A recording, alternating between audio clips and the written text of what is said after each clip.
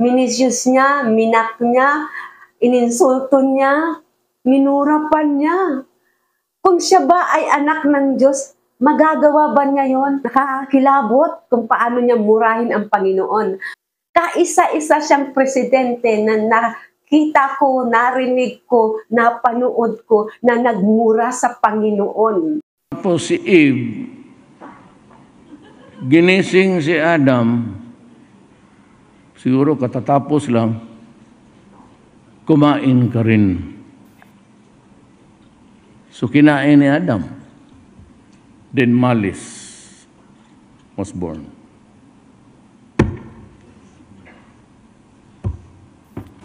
You created something perfect, and then you think of an event that would tempt and destroy the quality of your work. How can you rationalize a God? Was it the first kiss? Or what was the seed? Bakit original? Nasa womb ka pa, may kasalanan ka na. Tsuktsak mo lang yun ng nanay pati tatay mo. Wala ka bang kasali? Tapos ngayon may original sin ka. Who is this stupid God? Stupido talaga itong putang kung ganun. Woe to those who quarrel with their Maker, those who are nothing but potsherds among the potsherds on the ground. Does the clay say to the potter, "What are you making?" Does your work say, "The potter has no hands"?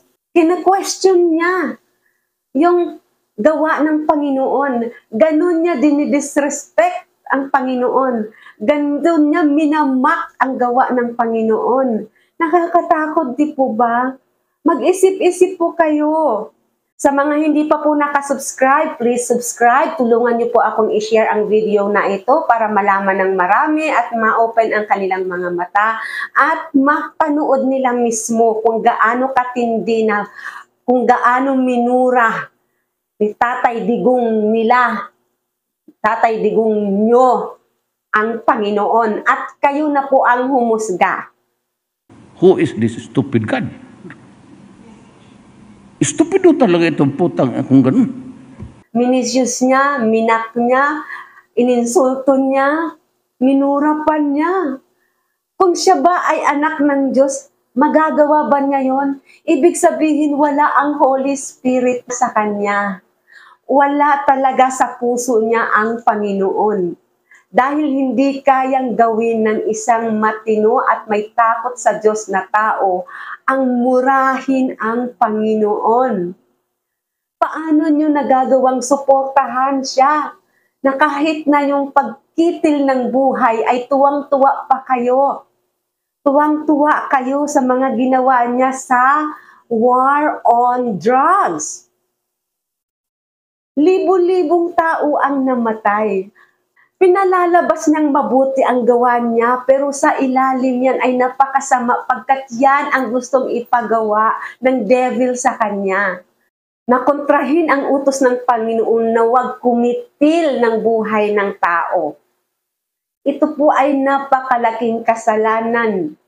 Halos mga ginawa niyang pronouncements, sinabi niya, halos lahat ay nasa 10 Commandments.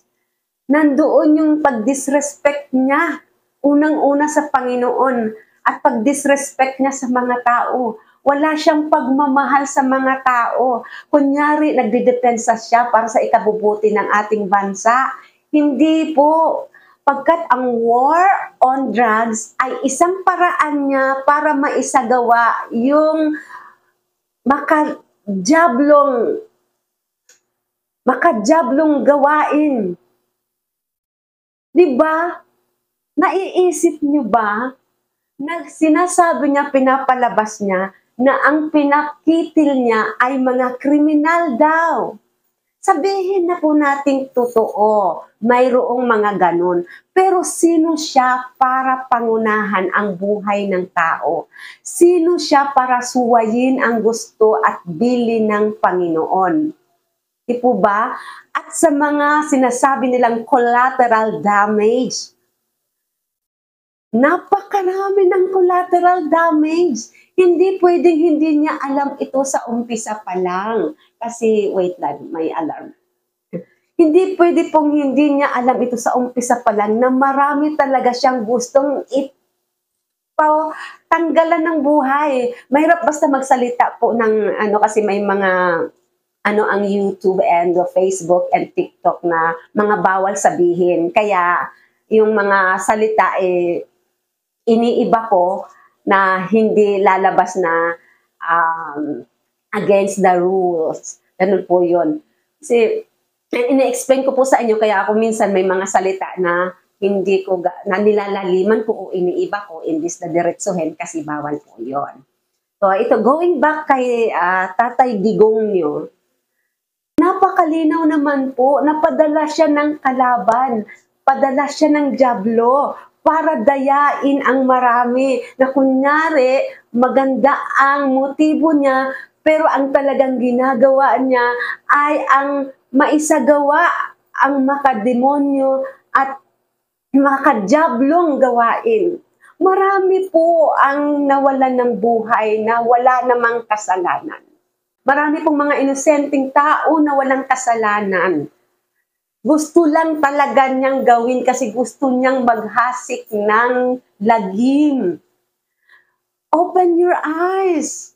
Ganon din ang ginagawa ni VP Sara. Kitang-kita niyo naman, di ba? Sabi niya, hihintayin niya kayo sa impyerno kasi alam nila na yun talaga ang kakapuntahan nila kasi aminado sila na doon sila pupunta at sila ang hari at presidente ng impyerno at hihintayin kayo doon. Pinagdidiinan ko po ito to open your eyes na ang iniidolo nyo ay hindi mabuting tao. Ang ibabaw lang po yung mga ginagawa niyang kabutihan. Pero at the bottom, yung pinakang ilalim niyan ay humahalakhak siya kasi nagawa niya yung pinapagawa ng nagpadala sa kanya, who is Satan. Open your eyes, open your eyes. And isa pa, di ba ninyo nakukuha, hindi nyo naiintindihan na ang sabi niya, ang gusto niyang matanggal ay yung mga kriminal. Pero yung mga kriminal na sinasabi niya, hindi libo-libo ang ginawa ng masama at hindi lahat doon nagkitil ng buhay.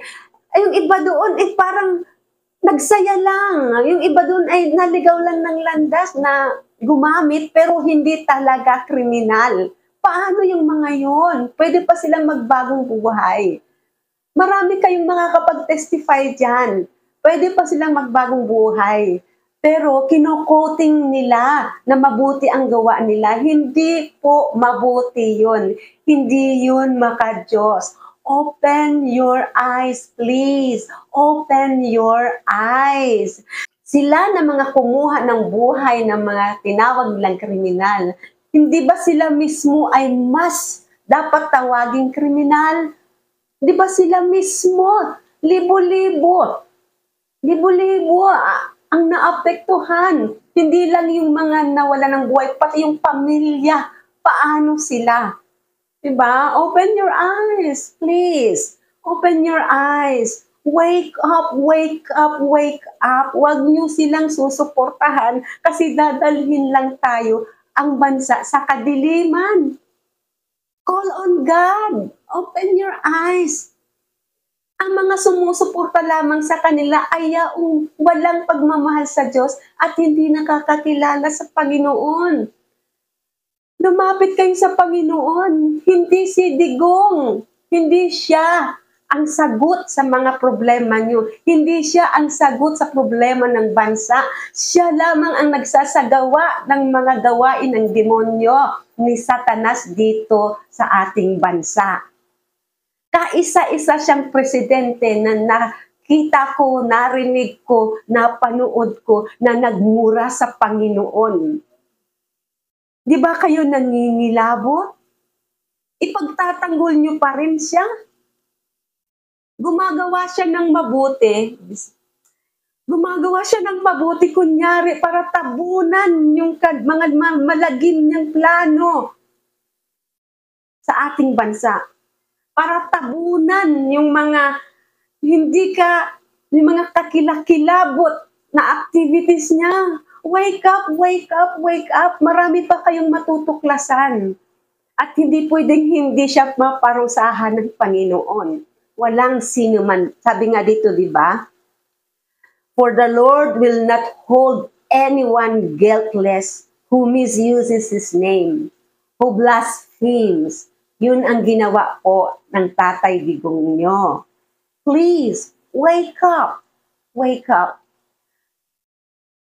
Thank you so much for watching. And please, doon sa mga hindi pa po nakapag-subscribe, please subscribe, like, and share. And you are free to give your comment, your opinions, or take away from this video. Please share my video for awareness na rin po ng iba. Maraming salamat po and God bless you all. Believe in yourself, believe in God, and share love. Thank you. See you on my next vlog.